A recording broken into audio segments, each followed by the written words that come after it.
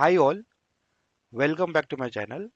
सो आज की इस वीडियो में हम हमारे स्ट्रिंग वाले टॉपिक को कंटिन्यू करने वाले हैं और आज हम स्ट्रिंग के कुछ नए मेथड्स के बारे में पढ़ने वाले हैं।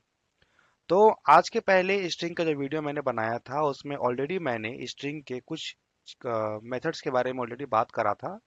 तो अगर आप इस वाले वीडियो पर पहली बार देख रहे हैं और मेरे चैनल पर अगर नए हो और स्ट्रिंग सीखना चाहते हो तो आप मेरे पिछले स्ट्रिंग्स के वीडियो को एक बार देख सकते हो, जिससे आप लोगों को स्ट्रिंग के बारे में और ज़्यादा इन्फॉर्मेशन मिलेगा। तो आज जिस मेथड को हम पढ़ने वाले हैं सबसे पहले उसका नाम है कंपेयर टू मेथड। ठीक है, कंपेयर टू मेथड करता क्या है?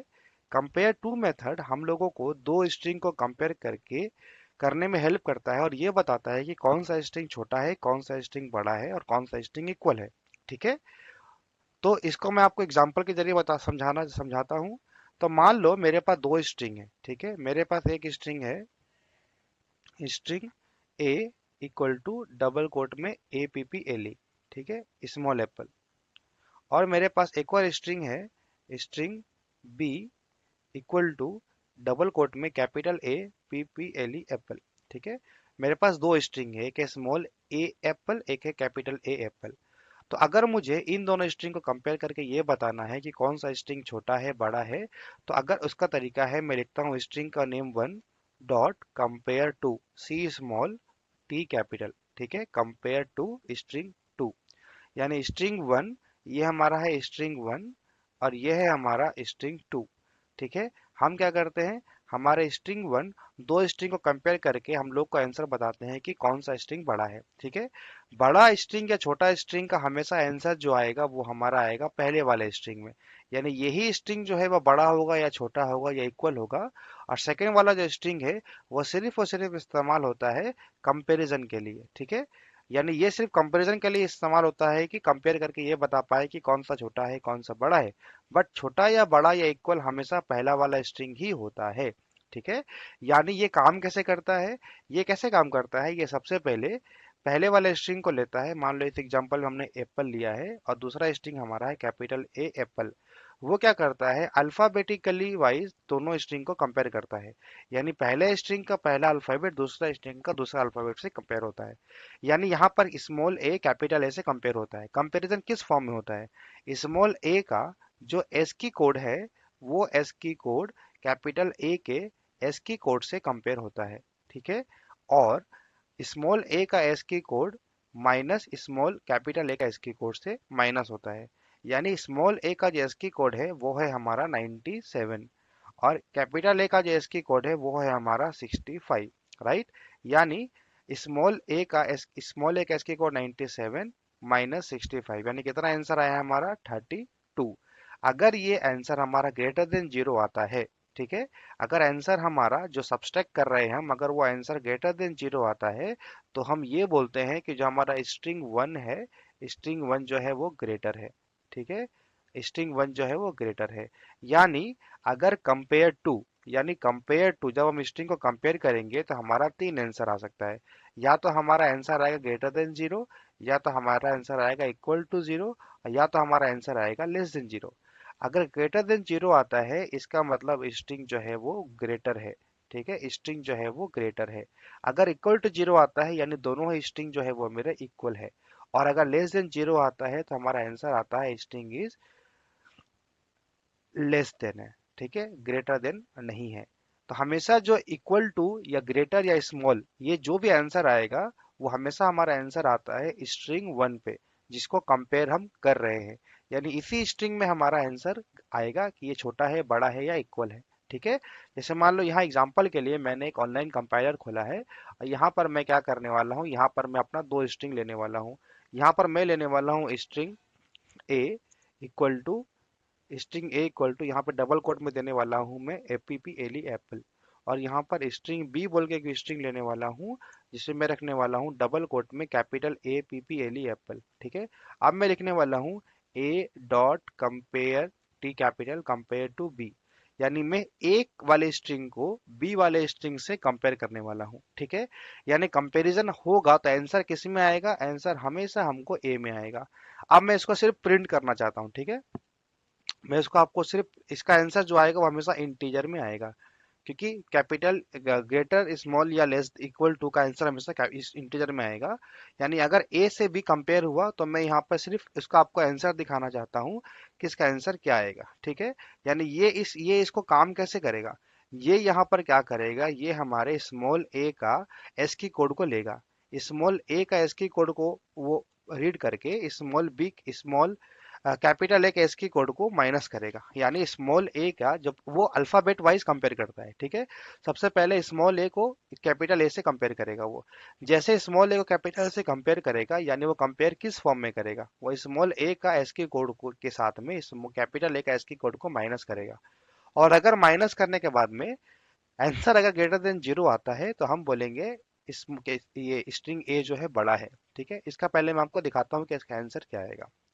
इसका आंसर क्या है, देखो 32। 32 कैसे आया, 32 कैसे आया बोले तो हमारा स्मॉल ए का एस की कोड था 97, ठीक है, और कैपिटल ए का एस की कोड था 65। यानी एस की कोड जब हमारा एप्पल कंपेयर हुआ, एप्पल किससे कंपेयर हुआ, एप्पल हमारा कंपेयर हुआ एप्पल से, correct, small A capital A से कंपेयर हुआ। तो यहाँ पर एप्पल का एस की कोड के साथ में कैपिटल ए का एस की कोड को माइनस करेंगे तो आंसर आएगा 32। अगर आंसर पॉजिटिव आया इसका मतलब है ये वाला जो स्ट्रिंग है this string is greater than this string, ठीक है। अब मान लो मैं यहाँ पे लिखता हूँ आई की ए की जगह लिखता हूँ मैं बी डॉट कंपेयर टू ए, यानी अब मैं बी के साथ में ए को कंपेयर कर रहा हूँ। यानी बी का जो ए कैपिटल ए का जो एस की कोड है वो स्मॉल ए का एस की कोड के साथ में कंपेयर होगा, ठीक है। तो देखो आंसर क्या आएगा, आंसर हमारा आएगा -32, राइट। यानी 65 जो कैपिटल ए का एस की कोड था उसमें से 97 माइनस करेंगे तो आंसर आएगा -32। यानी कभी भी अगर हमारा कंपेयर टू का आंसर माइनस में आता है इसका मतलब पहला वाला स्ट्रिंग जो है वो हमारा छोटा है कंपेयर टू दूसरा स्ट्रिंग, ठीक है। और अगर दोनों स्ट्रिंग का वैल्यू सेम है, यानी यहाँ पर मैं स्मॉल ए दोनों जगह स्मॉल ए रखता हूँ, तो आंसर क्या आएगा, देखो आंसर आएगा हमारा 0। यानी दोनों स्ट्रिंग मेरा इक्वल है, ठीक है। यानी अगर मुझे दोनों स्ट्रिंग में ये कंपेयर करना है कि कौन सा स्ट्रिंग छोटा है कौन सा स्ट्रिंग बड़ा है और क्या दोनों स्ट्रिंग इक्वल है कि नहीं है, तो यहाँ पर कंटेंट वाइज जो है उसका चेकिंग होता है यूजिंग एस की कोड, ठीक है। और एक एग्जांपल दिखाता हूँ। जैसे मान लो यहाँ पर एंड में कैपिटल ई है, पहले वाले का एंड में कैपिटल ई है, दूसरे वाले का एंड में स्मॉल ई है, ठीक है। यानी हम यहाँ क्या कर रहे हैं, A compare to small E B, ठीक है। यानी वो क्या करेगा, पहले स्मॉल ए को स्मॉल ए से कंपेयर करेगा, इक्वलिटी मिलेगा उसको। फिर वो पी पहला वाला पी के साथ दूसरा पी को कंपेयर करेगा, वहां भी इक्वल मिलेगा। यानी वो हर एक अल्फाबेट को दूसरे स्ट्रिंग के अल्फाबेट से कंपेयर करता हुआ आगे जाएगा जब तक उसको सेम मिलेगा। जहां उसका डिफरेंट मिलेगा वहां से उसका आंसर चेंज होगा। यानी यहाँ पर वो क्या करेगा, कैपिटल ई के एस की कोड के साथ में स्मॉल ई के एस की कोड को माइनस करेगा। यानी कैपिटल ई का एस की कोड से स्मॉल ई का एस की कोड को माइनस करेगा तो आंसर आया है -32। इसका मतलब है अगर आंसर लेस देन जीरो आता है इसका मतलब string A is smaller to string B, string A जो है स्ट्रिंग बी से छोटा है, ठीक है। तो आई होप आप लोगों को कंपेयर टू के बारे में समझ में आया होगा। अब हम जो नेक्स्ट नेक्स्ट वाला मेथड पढ़ने वाले हैं वो है कंपेयर टू इग्नोर केस।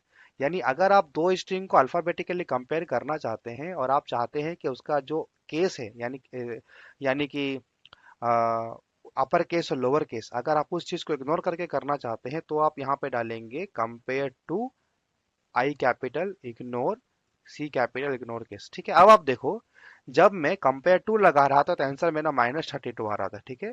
अब मैं जैसे ही कंपेयर टू इग्नोर केस लगाऊंगा तो मेरा आंसर आएगा 0। इसका मतलब है उसने ई को ई के साथ कंपेयर किया लेकिन इस कैपिटल ई और स्मॉल ई के अल्फाबेट को वो केस सेंसिटिव लेकर के नहीं किया, यानी दोनों के एसकी कोड को वो सेम कंसीडर कर रहा है। उसको सिर्फ डेटा से मतलब है, यहाँ पर उसने केस को इग्नोर कर दिया कंपैरिजन के टाइम पे। तो अगर आप चाहते हो कि आप कंपैरिजन के टाइम पे केस को इग्नोर करके आगे बढ़ना चाहते हो तो आप लिखोगे कंपेयर टू इग्नोर केस, ठीक है। उस केस में वो क्या करेगा, हमारे केसेस को इग्नोर करके कंपेयर करेगा।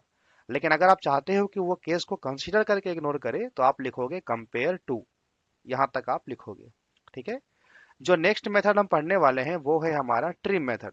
ट्रिम मेथड क्या करता है, अगर किसी स्ट्रिंग में सामने और पीछे में एक्स्ट्रा स्पेसेस ऐड हो चुका है या हम गलती से हम लिख चुके हैं, अगर हमको उसको डिलीट करना है तो वहां पर ट्रिम मेथड आता है। ठीक है, ट्रिम मेथड क्या करता है, जैसे मान लो यहाँ पर मेरे पास यहाँ पर मेरे पास एक स्ट्रिंग है। ठीक है, यहाँ पर मैंने एक स्ट्रिंग लिया है, उस स्ट्रिंग का नाम दिया है मैंने INDIA इंडिया। तो अगर आप देखोगे तो यहाँ पर एक एक्स्ट्रा स्पेसेस को छोड़ दिया है और यहाँ पर भी मैंने एक्स्ट्रा स्पेस को छोड़ दिया है। ठीक है, यानी अगर आप चाहते हो कि आपका सामने का स्पेस और पीछे का स्पेस को आप हटाना चाहते हो, जो एक्स्ट्रा स्पेसेस है, तो उसका तरीका क्या है, उसका तरीका है स्ट्रिंग का नेम डॉट ट्रिम। ठीक है, ये क्या करता है, आपका एक्स्ट्रा स्पेस जो सामने का था और पीछे का था उसको हटाता है। लेकिन ये कभी भी अगर आपका स्ट्रिंग ऐसे है, I am a boy। ठीक है, अगर आपका स्ट्रिंग ऐसा है, अगर आप यहाँ पे ट्रिम मेथड इस्तेमाल करते हो तो ट्रिम मेथड जो है कभी भी बीच वाला स्पेस, यानी यहाँ ये जो स्पेसेस है, इसको वो कभी भी हटाता नहीं है। ट्रिम मेथड हमेशा स्टार्ट का और एंड का, सिर्फ यहाँ का स्पेस को ही वो हटाता है। बीच में अगर स्ट्रिंग के बीच में अगर स्पेसेस है तो वो उसको नहीं हटाता है। ठीक है, नेक्स्ट मेथड जो है वो है हमारा रिप्लेस मेथड। रिप्लेस मेथड क्या करता है, अगर आप चाहते हो कि आपके स्ट्रिंग में कोई कैरेक्टर है, आप उस कैरेक्टर को किसी दूसरे कैरेक्टर के साथ में रिप्लेस करना चाहते हो, तो वहां पर हम रिप्लेस मेथड का इस्तेमाल करते हैं। ठीक है, जैसे यहाँ पर मान लो मेरे पास एक स्ट्रिंग है एप्पल। ठीक है, APPLE।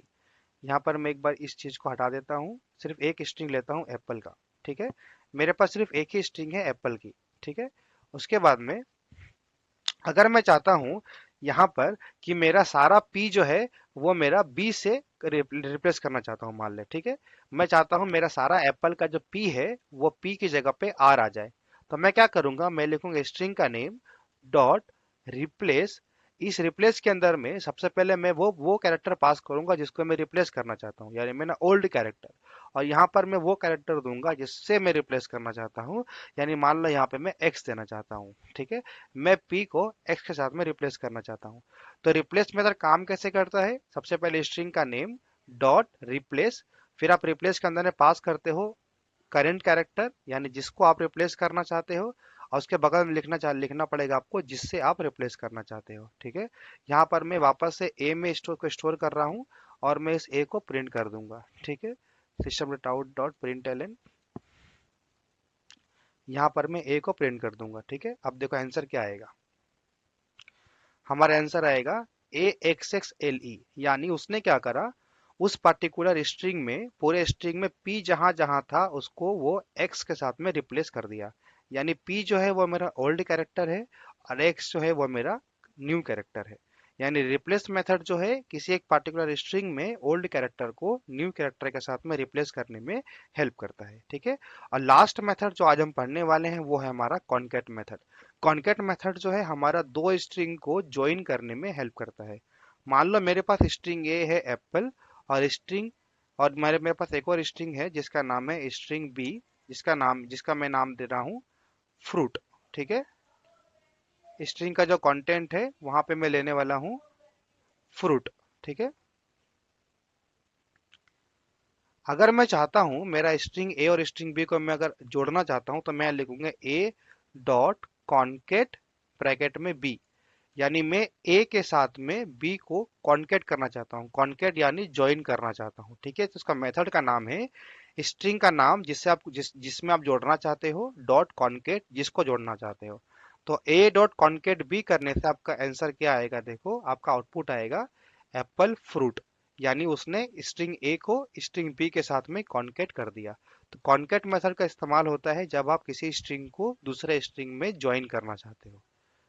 ठीक है, तो यहाँ पर मैंने आप लोगों को स्ट्रिंग के सारे मेथड के बारे में ऑलरेडी अपने पिछले वीडियोस में बता दिया था, और आज हमारा स्ट्रिंग का सारा मेथड का वीडियो खत्म होता है। ठीक है, अब जब हम अगले वीडियो में जाएंगे तब हम क्या करेंगे, अब हम हमारा स्ट्रिंग का प्रोग्राम को सॉल्व करना चालू करेंगे, जिससे कि हम हर एक मेथड को उस प्रोग्राम में कैसे यूज करना है उसको जान पाए। ठीक है, तो आई होप आपको ये वीडियो पसंद आया होगा और आपको स्ट्रिंग को जानने में और सीखने में हेल्प अगर हुआ होगा तो आप मेरे वीडियो को लाइक जरूर करें और मेरे चैनल को सब्सक्राइब करें ताकि मेरे आने वाले वीडियोस का नोटिफिकेशन आप तक पहुंच जाए। So thank you so much for watching my video.